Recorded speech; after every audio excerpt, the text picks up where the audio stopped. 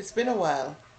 I'm recording this on July 1st at the end of Caribbean American Heritage Month in the US, which I participated in terms of the Read Caribbean hashtag and the Caribathon hashtag, doing some posts on my johadley.wordpress.com blog. But I have not been posting here a lot. So I thought today I would do a reading month wrap up because it's actually been an unusually prolific reading month. As much as I love to read, I find that I read very slowly these days and don't have a lot of time to read because of work and other things. So when I realized that I'd finished 6 books this month, I was like, what? So I thought I had to talk about it.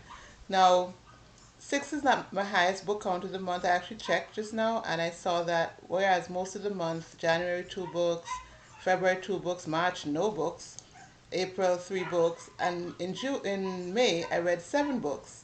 Um, a number of those though were children's picture books because I read the Collins Big Cat Own Voices Caribbean books that month and I posted about that. You can read those reviews also on the johadley.wordpress.com blog. The little dog next door decided to get spicy right when I started recording, so you're probably hearing that. But if not, good. Anyway, but this month I realized that I'd read 6 books, a number of which were not children's books or shorter works. So I thought I'd talk about that. I'll talk about that while doing some foot exercises if you see me looking off. But um, hang with me. Maybe you'll find something that you'd be interested in reading as well. So the first book is Art of White Roses by Viviana Prado Nunez, who is a Puerto Rican writer. This book was actually a Burt Award winning book. The Burt Award is, or was, for 5 years, an award that was given to Caribbean writers writing teen and young adult Caribbean literature. Sort of the best of, and it was each of the books, each of the top 3 books were published, and this is one of the last of the books in that series. The Art of White Roses is set in Cuba, just on the cusp of revolution, like you're already feeling the beginnings of it in that dangerous space where things are happening and people are still trying to go about their lives and not sure what's going on. And I think it does a fairly good job of balancing the fears of the people in terms of what's happening with the revolution, but also um, addressing the realities of the people in terms of why the revolution is happening in the first place. The economic divide, the oppressive nature of the pre-revolutionary situation in Cuba, and so on.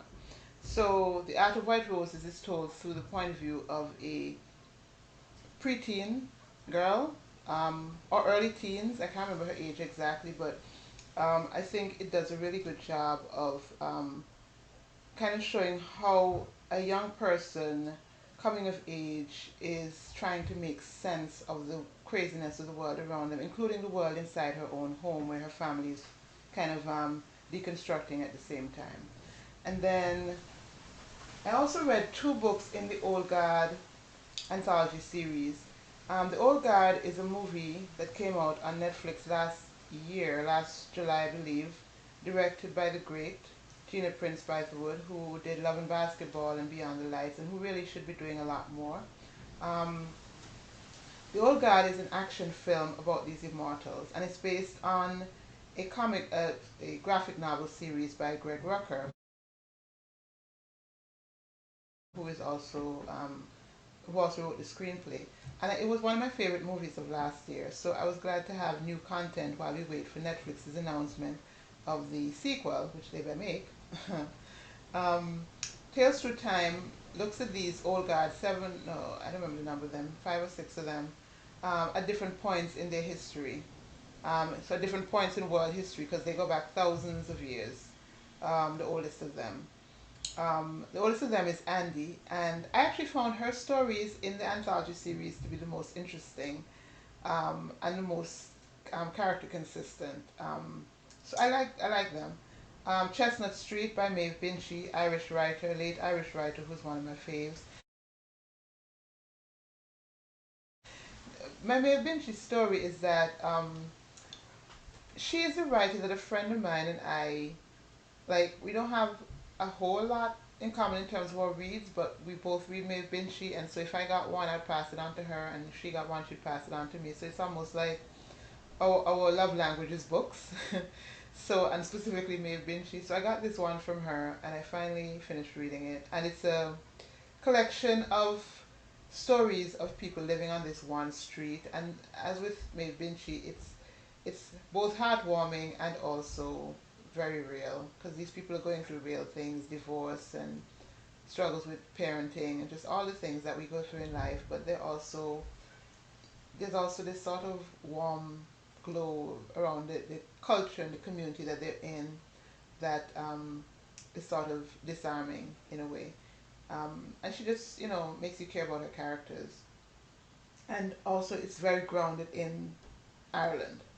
Um, and then the last book I finished, no, the second to last book I finished is anthology, a climate or an environmental themed anthology called Take Us to a Better Place. This was available for free online. I'll try to put the link in the description. It was not pirated, it's for free legally. And it's about potentially, you know, how the environment and our lack of attention to the environment will and can affect our lives. Um, my favorite story, I like a lot of the stories in this collection. I finished all but one. Um, my favorite was probably, not probably, my favorite was definitely The Plague Doctors by Barbadian writer Karen Lord. I'm from the Caribbean, so it's always a delight to come across Caribbean writers in sort of global spaces. But Karen Lord is already well known in the sci-fi fantasy space, and this story is a good example of why. It is science fiction, it is grounded in the Caribbean, it is based in science, and it is um, alarmingly prescient in terms of its sort of capturing the year 2020 before the year 2020 happened, because it's about a pandemic affecting the world and how we respond to it in all the good and bad ways that we have responded to the COVID-19 pandemic in terms of the politics and the politics and the politics and medicine and people and conspiracy theories and the real human cost. So it's really good. Good sense of our human nature in terms of our how we respond to things. Unfortunately, because there are heroes in the tale. Um, Daylight Come is the one I just finished, and I actually participated in a book club discussion for this one. Daylight Come is by Diana McCauley of Jamaica. It is specifically and emphatically a climate change themed book.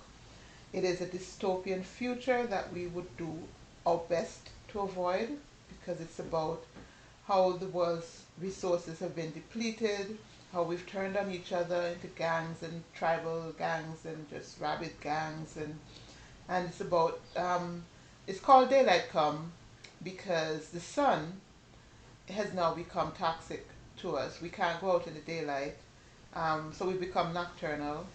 Um, and in a lot of ways, world order has descended into not chaos, but a new sort of despotic sort of reality. Um, and the action of the book is put into is ignited by a young girl, a young protagonist, Sorrel.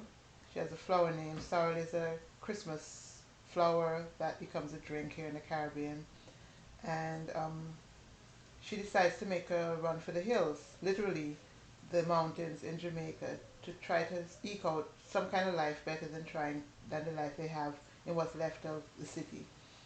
And so she goes into the countryside with her mom in a world where people like her mom, who are older, are blamed for the climate being what it is and are not welcomed, and really not knowing where they're going to and if there's any kind of community there for them to find. So in a way, it kind of parallels, people back in the day enslaved on the chattel slave in the Caribbean, making a run for the mountains, for the maroon communities in the mountains, and hoping to find acceptance. That's a parallel I didn't see until I was writing about it, and I was like, yeah, this is actually I'm not sure if it was intentional, but it was something that I saw. Um, how would we deal? In a way, even though it's sci-fi and fantasy, it felt very much like horror. This book, because I was as I was reading it, I'm like sitting here in this hot, because I'm in my room and it was hot that night, and I'm like, oh my God, this is the future. I know I can't. But I think what the book tries to do, or tries to prompt us to think about, is what can we do now when we're still here in this reality where we're at the beginning stages of a lot of things. We see the super hurricanes that we've had, we've seen the drought and the heat and all of that. Okay, do we go gentle or do we fight? And what does fighting look like? Being conscious about how we treat our environment, planting trees and not overusing the resources and so on. And we realized that Macaulay, who is a climate change activist, sorry, an environmental activist, um, previous book of hers that I've read is Gone to Drift, and that was about our abuse of marine resources. Similarly, told through an adventure tale, this one a young man looking for his grandfather, a young boy looking for his grandfather, who was a fisherman, an old school fisherman. So, it's clear that she's trying to get us to think about the environment through her fiction. So call it activist literature, but it's also a good read. Um, I had some quibbles with the third act. It's not a perfect book, but I think it's a good book. So those are the, what is it, six books that I read in the month of June. June was Read Caribbean month, so I'm glad that I was able to get in um, a couple of Caribbean books in there, The Art of White Roses and Daylight Come. And of course, I'm always reading Caribbean. That's my default setting. It wasn't always the case because growing up in the Caribbean, you ironically find yourself reading a lot more from outside than within. But I've consciously tried to change that. And so I read Caribbean, I read other things, but Caribbean books are always on my list, and I hope they will be on yours going forward. So I think I'm done. Next time.